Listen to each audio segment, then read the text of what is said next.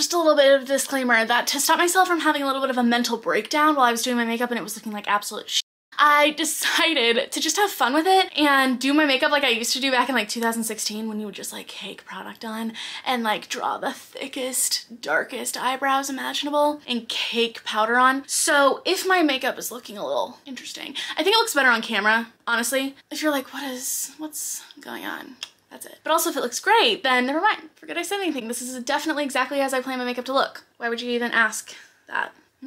Anyway, this is a very shaky tripod, which is unfortunate because I did buy this tripod in hopes that it would stop shaking. And I think it's shaking more. Cool, cool, cool. Anyway, we have to get this rolling. Next to me, I have a few stacks of books that I am considering to be 5-star predictions. I'm in my 5-star era and I want to keep it that way.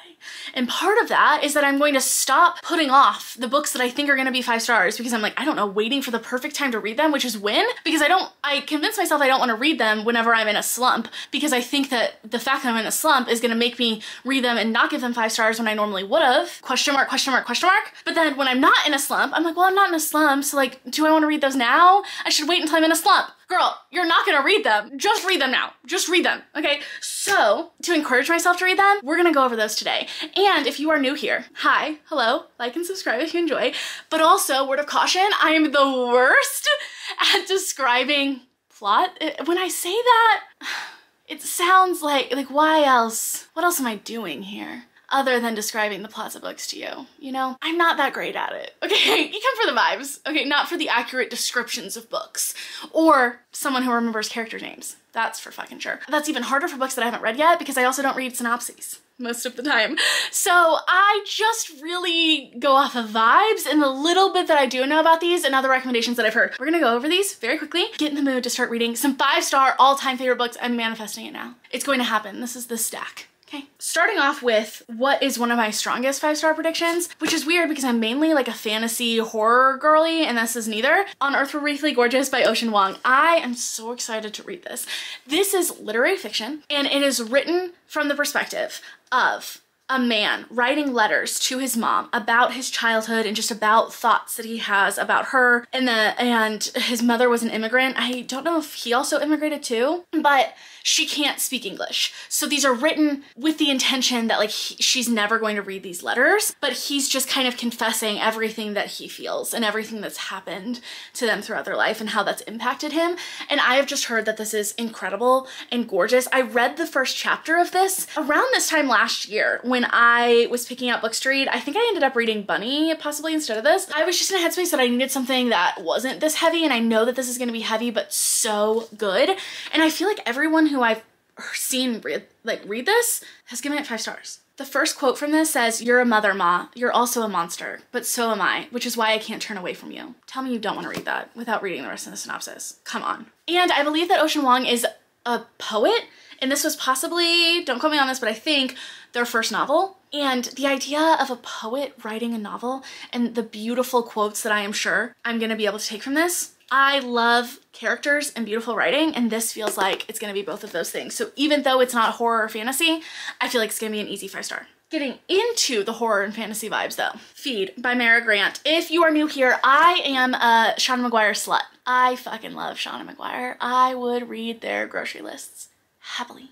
I bet they're very interesting. Mara Grant is a pseudonym for Shauna Maguire for Shauna Maguire's like horror books, and this is, I believe, a zombie apocalypse horror series. But there's like another twist to it, right? I think it's from like a virus that spreads that makes people want to eat people? Possibly, I think. And I've read another one of Shauna Maguire's horror books. It was a novella called Final Girls, which is not as widely accessible. I think it's out of print, but if you can get it on like Kindle or something or from your library, it's really, really good. So I do know that I love Shauna Maguire's horror writing, and this is one of those. Another one, which I don't have stacked here because it's not on my physical TBR, so I'm gonna cheat a little bit, but that's Into the Drowning Deep by Mara Grant, and that I have on my Kindle, and that is also a 5-star prediction because, once again, sorry it's shaking because Oliver walked by, because once again, it's Shauna Maguire, but especially that one because it's also about mermaids. And I love mermaids. And I do have plans to read that book, so I'll be able to find out pretty soon if it is a 5-star. And you can let me know. I guess I'll let me know, but like if you happen to have already seen the video in which I'm reading it, you could let me know, you know? Anyway, we know. What am I saying? Something that I love almost as much as I love mermaids, as much, possibly more. Could have just said that in the first place. Witches. So I have 2 witchy books here. The Year of the Witching by Alexis Henderson and The Nature of Witches by Rachel Griffin. Both of these, although I think are different vibes, I am as sure are going to be 5 stars. I read my first Rachel Griffin book actually the beginning of this year, Bring Me Your Midnight, which was a YA novel. I think this is YA too.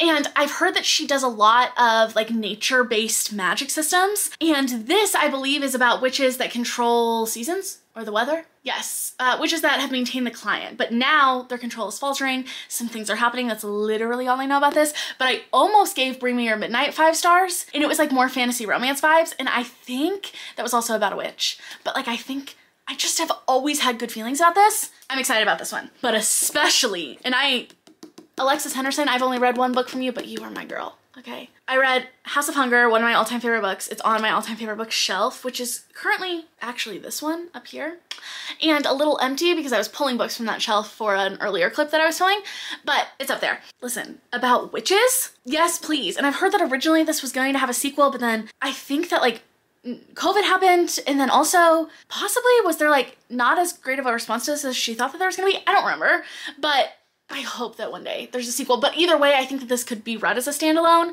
Oh my god, and this was Alexis Henderson's debut? I didn't know that. Don't ask me what this is about because I don't know. I just know that I am so excited, and I know it's gonna be a 5 star, and that's what we're here for. Another book that I feel confident that's gonna be a 5 star because I've already read from this author, and she is currently sitting on my favorite shelf more than once. I gotta move the favorite shelf to here. I don't know why it's all the way up there. Mona Wad.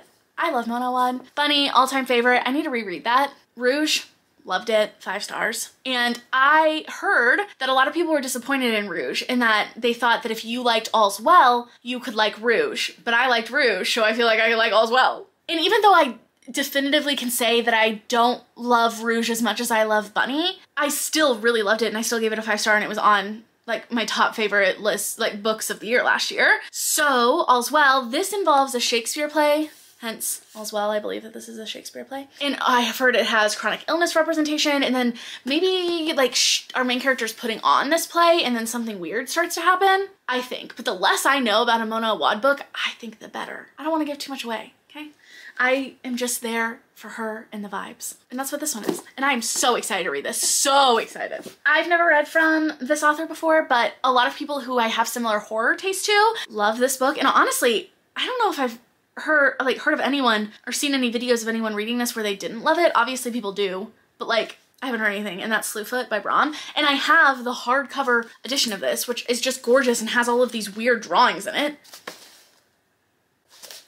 That the author also made all of his art, and I think it's about a girl who pairs up with a demon, a witch that pairs up with a demon, something like that. And I think they end up like kind of fighting back against the people of her town together or something. I don't know, but I know it's gonna be really good. And I should have read this around like Halloween last year, but I didn't quite get to it. So maybe this year I'll do like a spooky vlog and read this. More on the like cozy, kind of whimsical, kind of just like not as dark side of things is Under the Whispering Door by TJ Klune. I loved The House in the Cerulean Sea. I didn't talk about it in my favorites of the year last year, even though it's the book that I read that got me out of my real deep 5-star slump that I had over the summer, because I know that I've heard people talk about, especially like Indigenous creators talk about how it doesn't have great representation, but I've also heard some Indigenous creators talk about how like they have read it and he talked about how he wasn't meaning to take inspiration from that, but obviously Indigenous people are not a monolith. They're going to have different opinions. And and I've seen enough people talk about how that doesn't have great representation, and he kind of used the trauma of Indigenous people for the plot of that, and then therefore if you're making that comparison, there are some problematic elements to it. I just didn't talk about it in my favorites book, but the writing of The House in the Cerulean Sea is absolutely incredible. I loved the vibes. It was impeccable. And I got this actually at a book swap that my local like book club did, where everyone comes and like brings a book and wraps it up and then you pick it. And this person said it was like her favorite book of all time and she absolutely loved it. And I've heard incredible things about this one. I've heard recently TJ Klune's releases haven't been as great, but that Under the Whispering Door was really good. And a lot of people who liked The House in the Cerulean Sea also really liked this one. So I think that my next TJ Klune, this is a good one to go with. And since that one worked so well for me, I have high hopes for this one. I truly have no idea what this is about. Truly none. This says, welcome to Sharon's Crossing. The tea is hot, the scones are fresh, and the dead are just passing through. We've got a reaper coming to collect someone at their funeral, and that person suspects that they might be dead. Guess they didn't know that. That's kind of awkward. And it's just, like, the last book had this like fun whimsy vibe, but also tackled hard topics and like tackled topics like grief and trauma and collectivism. And I love that. And I love when it can be done in a whimsical way that still gets the point across and has these like beautiful moments. And that found family vibe that was in The House in the Cerulean Sea and the gentle and normative queerness. Love. Then another one that also I think doesn't fall under like the super dark umbrella is Truss of the Emerald Sea. I love Brandon Sanderson. There's really nothing else for me to say about this. I've read, I think like the first chapter of this. I thought I was gonna start it, but then I got distracted. I think I was too afraid it was gonna be a 5-star.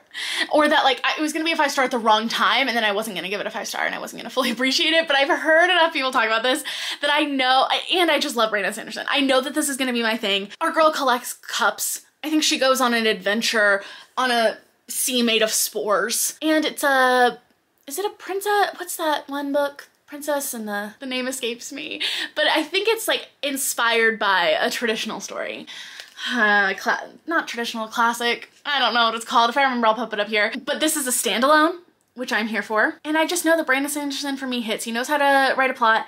He knows how to keep things moving. And I'm excited to see some of his like newer works because all I've really read from him have been older works like the Mistborn series and Warbreaker, which was my first standalone. Oh, and I guess I've read Skyward, which is like a little bit newer, but like that's YA. So this is adult, although I think possibly it can be also read as like young adult, but it is classified as adult. But anyway, I think she goes on an adventure with a boy. And it's fantasy, to be clear. Another fantasy that also involves adventures and boats is The Adventures of Amina alsarafi. This is the special edition, either Lumicrate or a Lumicrate or Fairy Loot, one of the two. The map inside of this girl is absolutely stunning.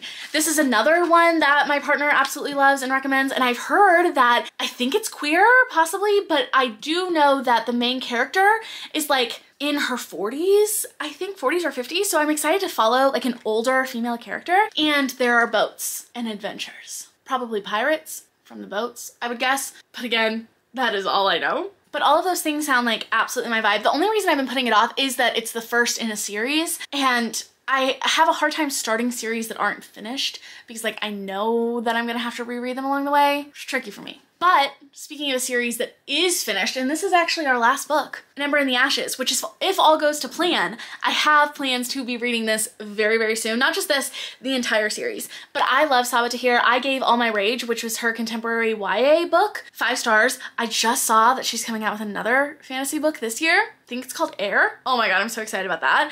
But this is the book series that I think I'm gonna love, which is her YA fantasy series. From what I've seen in the reviews, this is like YA, but the kind that anyone could read and absolutely enjoy and love, and that's written for kind of everyone. Even though it's YA, it hits on really important themes and is written so well. I think there are 4 books in this like high fantasy series, and I'm just so excited for this. If I can love her writing and give it a 5-star in a contemporary YA, the things I imagine that she can do with this. Oh, I'm so excited. I don't know a ton about this other than the fact that our main character, I think her name is Leia. I'll figure out how to pronounce it when I talk about it. Something happens with her brother. She has to like fight for the Empire in order to get information on where her brother is, but then along with that, she meets this guy who she finds out like also really isn't fucking with the Empire very much and is like a little pissed off too, because like obviously she is. So they go on, like they team up to fight back against it, I think. I'm sure it's way more than that. That's all I know. But this one I am like so confident on. If not, sometimes the first book in series aren't 5 stars, they're 4, and with potential for a 5. That could be this, but I think the series is gonna be a 5-star, possibly all-time favorite, I hope. So there we have it. Some of the books that I have, that, like my top most books on my TBR that I think are gonna be 5 stars, that I have great feelings about. They give off great vibes. How many other ways could I say that? Anyway, thank you all so much for watching. If you enjoyed, don't forget to hit that like and subscribe button, and I'll see you all next time. Bye! Oh, also, if you've read any of these, let me know how you liked them. If you loved them, if you didn't, if I need to set different expectations, help a girl out. Thank you.